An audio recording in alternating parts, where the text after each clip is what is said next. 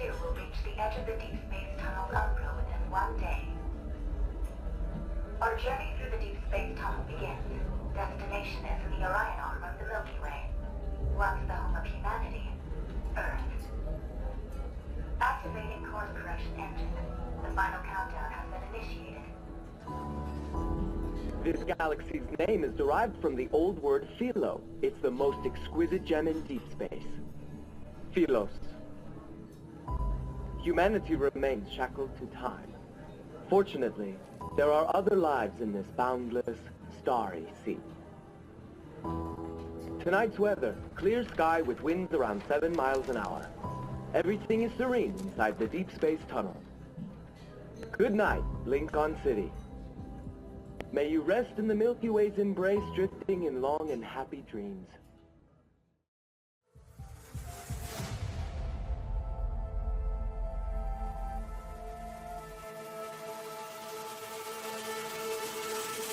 As we embark on an irreversible journey, let us wield light as our sword to cut down the falling stars blocking our path. As the cosmos dances to the tune of eternity, life will reach the fathomless depths of deep space. The tide is about to rise. And this time, an oath will be sworn with Lemuria's blood. Let's reshape destiny.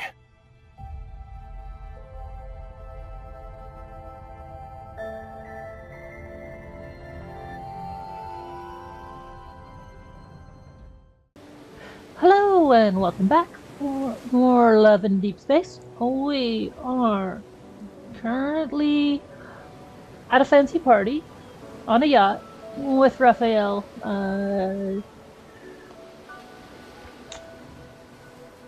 Pretending to be people we're not in order to do some secret investigations while we're here. So, let's continue onward.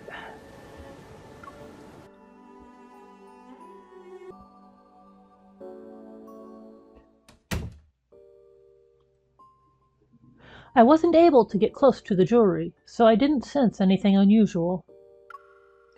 My hair hides the strap at the back of my head. Seeing me struggle to find it, Raphael helps me untie it. I can't help but rub my face the moment the mask comes off. It feels a little stiff. Your target this time is jewelry? He fiddles with my mask, his palm and slender fingers making it look delicate. What about you? Is pretending to be your manager, bodyguard, and assistant as far as my help goes?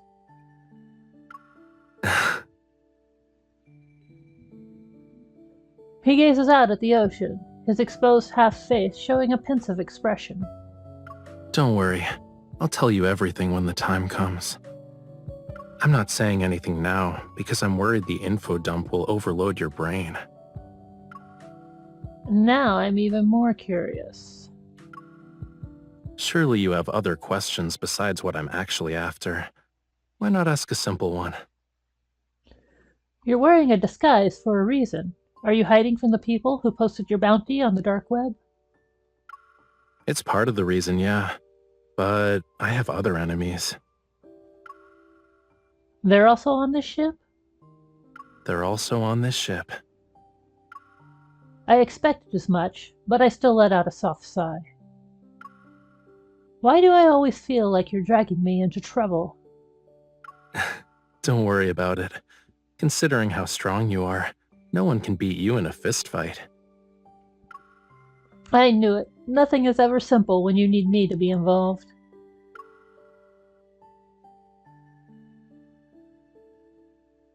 Raphael keeps smiling. He lifts my right hand and gently presses it against his cheek. It's a gesture of gentlemanly courtesy.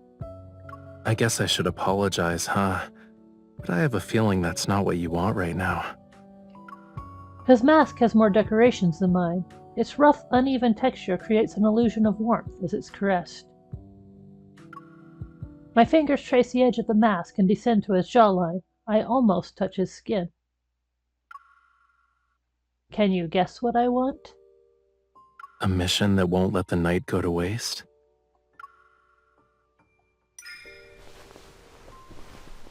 My hand lands on Raphael's wrist, and I pull him toward me. Correct. I'll wait until the dead of night to pull off a grand heist. Want to be my partner in crime? The masked frozen smile is brimming with the vitality Raphael has infused into it. It almost comes to life as its wearer gazes at me. The sea at night is the perfect stage for a magnificent performance. I'm honored I get to share it with you.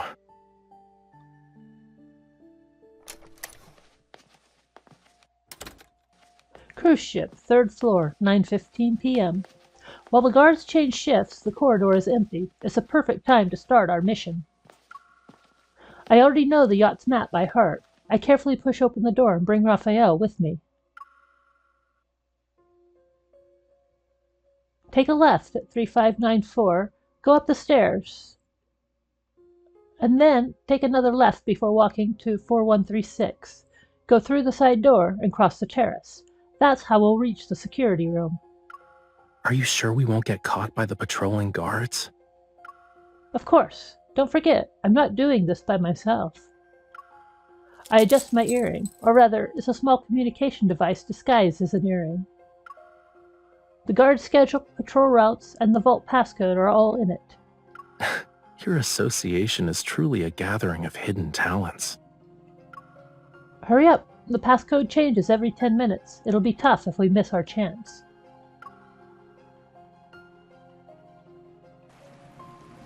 We arrive at the terrace on the 4th floor smoothly. It's not long until the vault's location appears within my line of sight. There are guards on patrol. We have to distract them.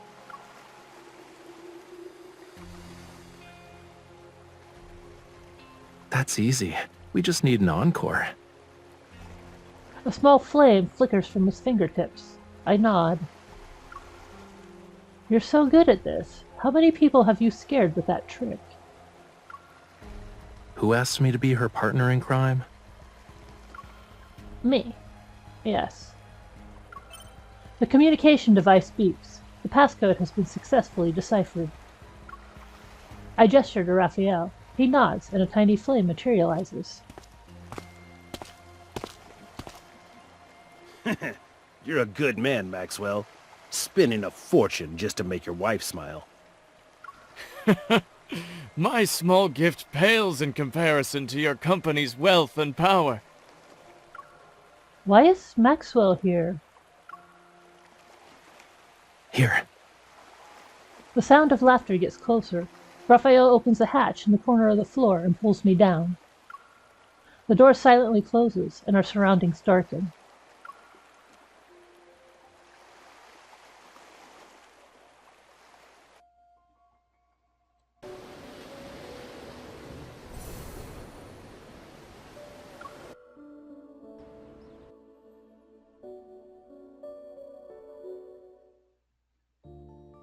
Space below the deck is cramped and small. With the faint light from the automatic emergency light, I can barely make out the piles of items. Concerned that any noise would alert Maxwell and the others, Raphael and I have to stay close together and not move. What's wrong? Your hand is poking me. He hesitates before moving his hand aside and rests it on the clutter behind me, as if he's trying to wrap his arms around my waist. Better. Against the hazy light, his figure is hard to discern, but the depths of his gaze are front and center, profound as the ocean itself. I force myself to look away and focus on the commotion above us. Originally wanted to attend, but he couldn't leave. He asked us to send you and your wife his regards. You're too kind. Can these people, talk about their everyday lives somewhere else? Is the passcode about to change? It's okay. We still have at least 7 or 8 minutes. Let's wait. But aren't you uncomfortable? Of course I am, I say in my heart. Curled up in front of Raphael, I can't stretch my limbs. They're starting to feel numb. To make matters worse, a strand of hair falls across my face. It's almost in my eyes.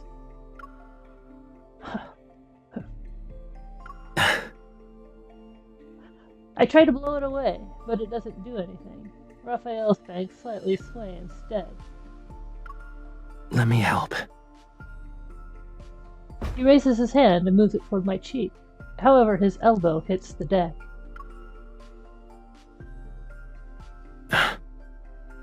Luckily, the people on the deck are still chatting and laughing. They didn't hear us.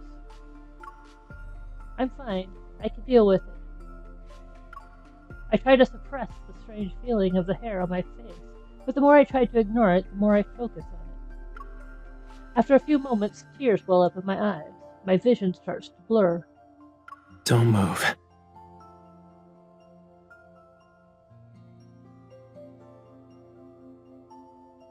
He lowers his head. Suddenly, I can see him in much greater detail. He's so close that his eyelashes almost brush against my cheek. Accompanied by the faint warmth of his breath, his nose touches the area between my eyebrows. Following the curve of my brow ridge, he slowly moves that annoying strand of hair to the side.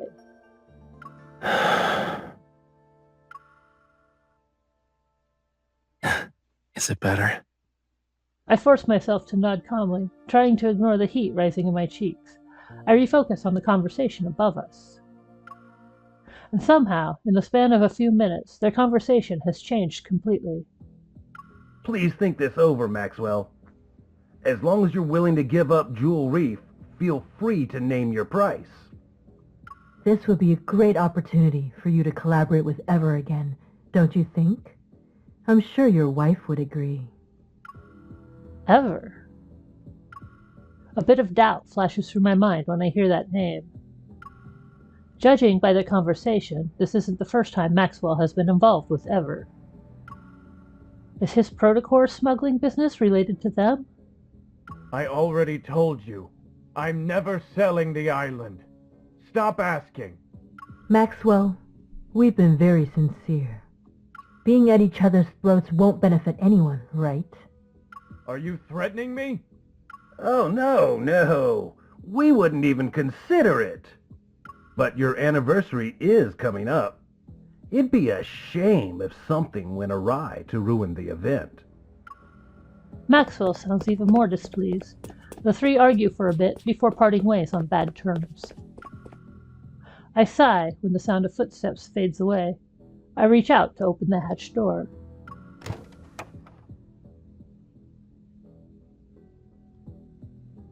Are they gone? Yeah, you can come out now. We'll be able to make it if we hurry. Raphael leaps onto the deck first. Then he turns back and pulls me up. Sneaking around on a yacht is more annoying than fighting a wanderer. Really? Your reflexes and skills are remarkable. You might want to consider working as a spy. No, thanks. That means always being in a life-or-death situation. I just want to focus on staying alive. After closing the door, I'm about to stand up when I notice a figure in the distance. It's Maxwell again? I yank Raphael down. He stumbles and ends up crouching. Who's there? Raphael pauses. He quickly realizes what's happening. Reacting faster than me, he cups my cheek. Why are you crying? Are you feeling unwell? Or did I do something that made you upset? I'm not crying. I frown, pretending to be angry and aggrieved as I look at him. Yes. But look at your face, cutie pie. Your cheeks are puffed out like a hamster's. Didn't you say the grape mousse at the banquet was delicious? We can order another one later. Stop using food as a way to make me feel better. You don't want to eat it? I do. I knew it. This performance successfully makes Maxwell stop in his tracks.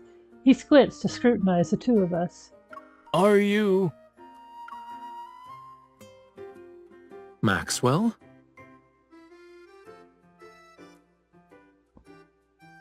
Raphael turns his head. Upon seeing Maxwell, he appears surprised. He quickly helps me stand up. I wipe away my imaginary tears, lower my head, and pretend to awkwardly hide behind Raphael. Good evening. This is embarrassing to say the least. Did you have a fight with your girlfriend? It's just one of those lovers' quarrels, you know. It's not a big deal. I thought we could take a breather. I see. He sounds like he doesn't believe us. I can't help but feel nervous. Just then, a guard on patrol quickly approaches us. Puzzled, his gaze flits between us and Maxwell. Mr. Maxwell, is everything all right? You're just in time. I have to tell you something. Tighten the security in the vault tonight, and bring in a few more men to protect it. You must keep a close eye on the jewelry, and the deed to Jewel Reef. Understood. This is bad. Our plan to sneak into the vault is ruined. I quietly tug at Raphael's sleeve, signaling that we should leave first. Well, we'll be on our way. I hope you have a good rest of your night. Wait. Is there anything else? Raphael pauses. In the blink of an eye, he smiles and turns to Maxwell, who walks up to us. Stay away from the 4th floor if you want to get your mind off things. Is he warning us? As I quickly run through 100 possibilities, Maxwell raises his hand and points upward. Go to the bar or cafe on the 5th floor. There aren't a lot of people, and the atmosphere is better.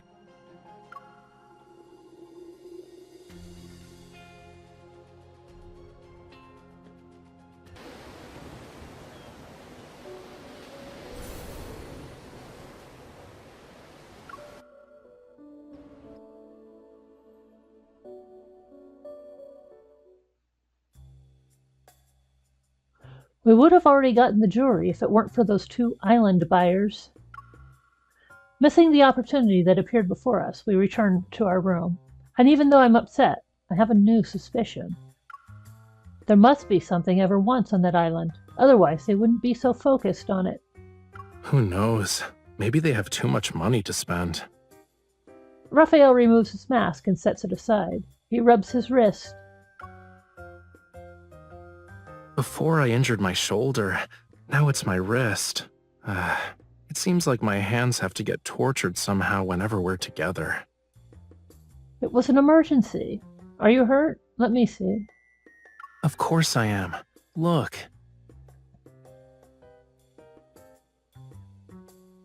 I hold up his wrist. Several minutes pass before I find a faint mark from a fingernail. Oh, it's a serious injury, all right.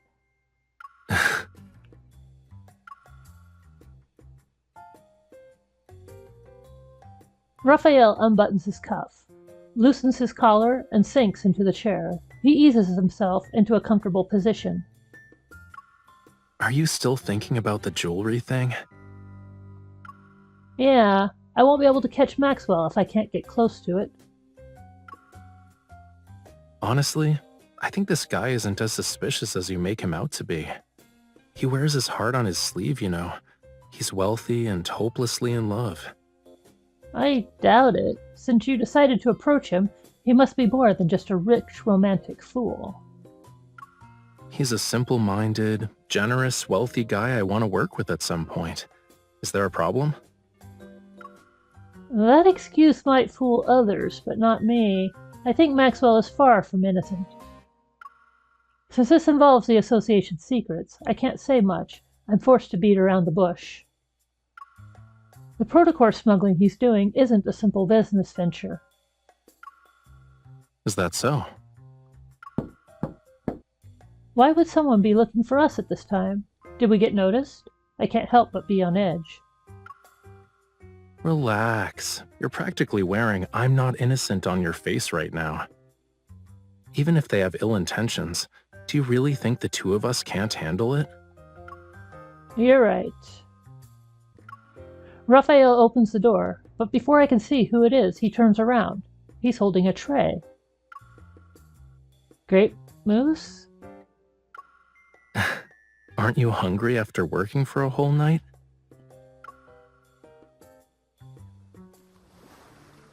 The lighting on the small terrace outside the room is gentle. With a refreshing sea breeze, we have a nice dining spot. However, It's okay if you don't want to eat moose, but don't be a meanie to it. I realize the dessert is a mess because I poked it so many times. I'll eat it. I devour a spoonful of mousse, but it's not long before I'm thinking about the jewelry again. It'll probably be in his wife's hands once the ship docks tomorrow. At that point, approaching it will be almost impossible. Do I have to talk to his wife? I'm not good at lying. I see you're genuinely hungry. He scoops the grapes off his dessert and gives them to me. If you can't come up with anything, stop thinking about it for now. Where there's a will, there's a way. Maybe we'll get our chance once we reach the island. Shouldn't those two Ever people be a bigger problem than Maxwell? Their obsession with buying the island is a little weird, but you can't blame them. If you compare Ever to Maxwell, then that protocore smuggling stuff isn't something to be concerned about. I'm a bit surprised, but I start thinking. Raphael's intelligence network is complex and full of secrets. If he's saying this, then he probably knows something. You do have a point. I'll keep an eye on them. Too bad I didn't get to see those two. We should try and follow them in case...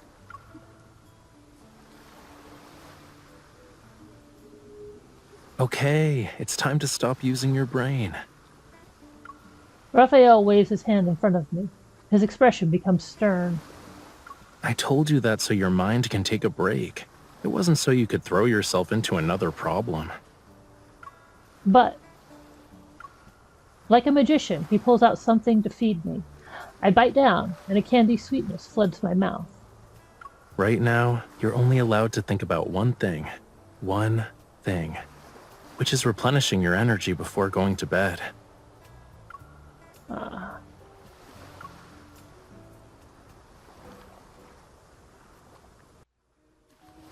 Maybe the sweetness makes me drowsy. Hearing the churning sea, I vaguely remember resting my head on a pillow and closing my eyes. Before I realize it, I'm slowly falling asleep. The sound of the waves reverberates near my ears and slowly flows into my dark dream.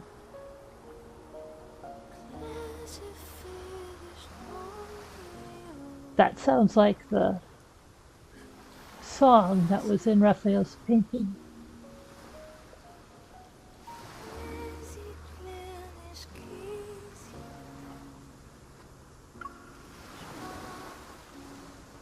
Faint moonlight spills over the pitch-black sea, carrying an ethereal chant from afar. This is... I feel like I've been here before. As if sensing my arrival, the singing grows more peculiar and sad, as if it wants to convey something to me. An inexplicable sorrow stirs in my heart and mingles with nostalgia. I can't help but reach out to that elusive melody. Yet the waves surge, and the sea roars and swells under the howling winds. As at that moment the song dissipates, it drowns in the raging torrents.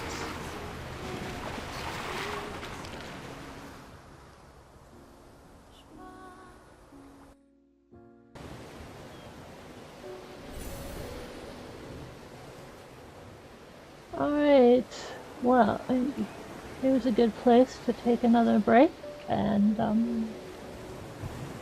when we come back we'll continue our investigation, which is looking to have even more mysteries than we thought before we embarked on this.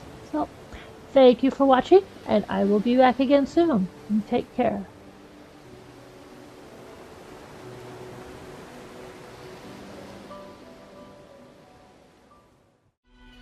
Something like longevity.